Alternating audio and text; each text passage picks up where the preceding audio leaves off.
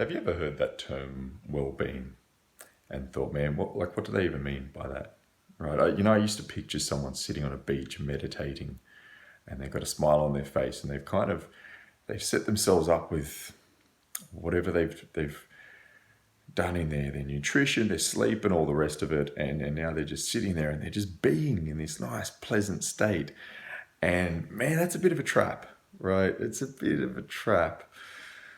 I found what helps more is this idea of well-doing, right? Like actually taking action and goal setting, man, and like doing things we love doing. We're kind of discouraged from doing that sort of thing. Nick Kenny here, men's mental health coach and keynote speaker. I'd like to share with you in this video this concept of well-doing. Now, research shows that for a lot of people, actually just like closing our eyes and being with ourselves and our feelings, that thing we're really encouraged to do so much by the mindfulness gurus out there, it's actually for some people with like, major depression, PTSD, anxiety, it can actually be quite harmful. Just being with those feelings. And research also shows that when we're engaged in something which is like goal-oriented or just a task we really love doing, that's where the juice is. So here's a perfect example, right? Many years ago, I picked up this book by Eckhart Tolle, and it's called The Power of Now. And he says, kind of forget about the future and forget about the past, just be present, right? And he was talking about like this guy sat on a bench for like 2 years in a park, I think, and just to be with himself, and it worked for him. Apparently the guy found enlightenment, man. So I'm like, all right, time to give that a try.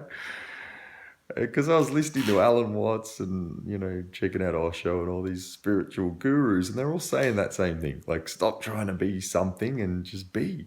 So I did. I gave up radio, I gave up public speaking, I gave up, I stopped studying, and I'm like, I don't need any of that stuff, man. That's all ego. I can just be. Gonna be this enlightened guy, yeah. Oh man, that was a mistake. Like, very quickly, I became depressed. My drug and alcohol abuse went through the roof. Like, man, I don't know, this stuff might work for some people. If you got like a kind of ADHD type mind, an action-oriented, like, masculine mind, it's probably not the medicine. It didn't work for me. It was a disaster. So I doubled down, man. Like I started meditating harder and harder, and then I just kept beating myself up for not being able to do it. So I got to a point where it wasn't working. And I'm like, right, okay, time to take some action. And I found a decent job. I started doing more exercise. I taught myself how to paint.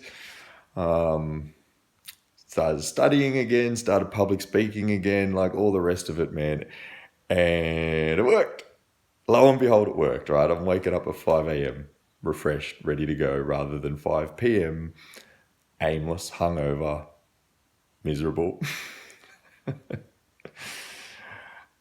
So I dropped the idea of well-being and I started doing. Yeah, my suggestion is if you've tried this stuff and you've found that there's a really fine line between meditation and rumination, give up the idea of well-being, pick up the idea of well-doing. What habits are you putting into place? How are you spending your time? What are you doing? What's that one thing you love doing where you are really in the moment? Yeah. What's that one goal you're setting your sights on where when you're working towards it, time just slips away? You don't need to worry about focusing on the breath and trying to get all these postures right and all the rest of it. You're in the zone. Forget well-being. Start well-doing. If you like what you've seen, give it a share. And ask yourself, how much do you want to be here?